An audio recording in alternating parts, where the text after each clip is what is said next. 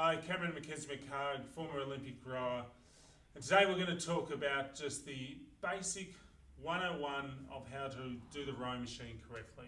And this obviously then applies to if you're jumping into a rowing boat out of the water, but let's start with the basic movement patterns of what you should be doing on a rowing machine and those sequence of movements which are so important. It's a really logical sequence kind of exercise, and so if you don't get those body parts moving at the right time, then you're going to be doing it incorrectly, it's going to be inefficient, you'll get exhausted quickly and you'll run the risk of an injury. And so doing this basic movement pattern is really important to get grounded.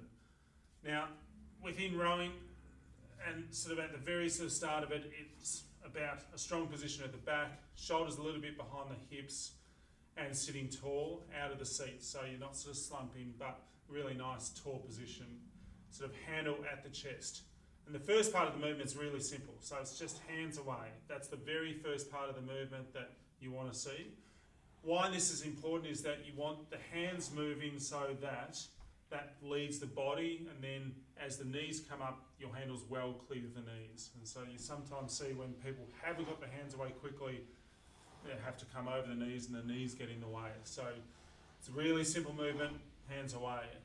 And then, as I was saying, so the body follows. So once the hands are set out far enough, so they're out here, then the body starts to come over. Now the body is really important that you start to move from the hip joints so that you're rocking from as low down as possible.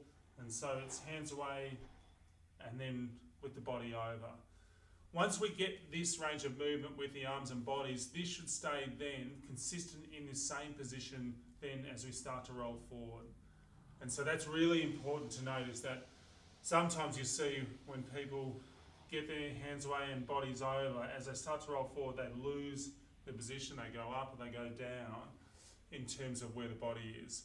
And we want to make sure that that is maintained as soon as you set all the way through to the front, so you're in a strong position to be able to start to apply some power. So again, arms away, body over, and then we just roll forward. And the roll in should be nice and controlled, shouldn't be quick in, it should be nice and controlled, and then being in a strong position to apply power at the front. As we go into the power phase of the drive, it's just about reversing the sequence. It's really simple. So from the front, maintaining the body and the arms in the same position, the legs start the whole drive phase. And so we don't want to see any lifting out of the shoulders or moving the body away too early. Staying in that same strong position and the legs engaged first and apply the power. Now once we get to about this stage of the stroke where the knees are starting to really sort of come down, you want to start to engage the body to take that power that you've generated from the legs all the way through to the back of the stroke. So you're starting with the legs, then the body comes in, and then you're finishing with the arms. So again, it's just that reverse sequence from the recovery forward.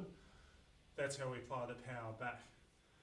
This is really important that those movements are occurring at the right time so that you're able to create the efficiency within your rowing stroke to then be able to do that over and over again.